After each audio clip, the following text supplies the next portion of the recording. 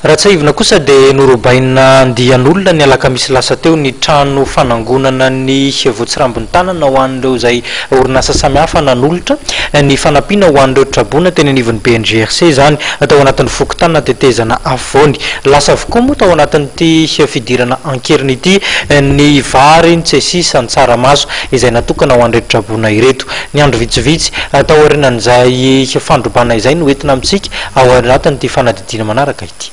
Najifa avokoa ny fanampiana ho an'ny trabona tetsy antetezana afovoany taorian'ny fandrobana omaly. Tsy nisy intsony ny entana afaka anjaraina, hoy ny teo anivon'ny fokontany antetezana afovoany voalohany. Ny fipetrarantsina aloha zao zao dia mbola vao manao raport sy mitatitra ny fokontany dia mandeha amin'ny ambaratonga izay andefasana tatitra amin'izao. Fa amin'izao aloha zany zao zay dia mampiezaka mampiditra sy mandamina an'ilay olona miditra ato amin'ny sita satria na zareo reo ary zao dia mitaintaina satria misy manakorotana. Zay lohatra eo.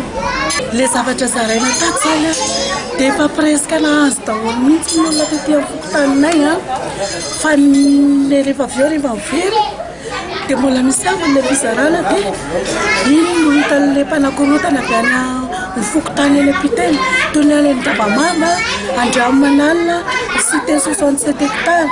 Ireny zany ny olona nanakorotana dia nandroba tany. Dia ny trabona tato zany ny tena nampalahelo ny ambony tokony mba hoe ambiamby nanampiana izay tokony ho anjarany zareo tato satria reto olona ato reto zany no tena fahavoazana be mihitsy nahazo azy zareo satria tao misy nirotana trano dia tao ny rano hatrany apotipe ny rano tokantrano dia izay natonga ilay hoe aleo ilay ato zany ny tena tsinjovina kokoa noho ny olona le any ivelany. Tamin'ity androany ity dia nisy ny fizaham-pahasalamana natao an'ny trabona mitoby eto. Ny kohaka, ny tazo, fivalanana ary ny aretina hafa azo avy amin'ny loto sy ny tsy fahatsapin-tsakafo no tena mpahazon'ny trabona izay anarivony eto Andrenivohitra.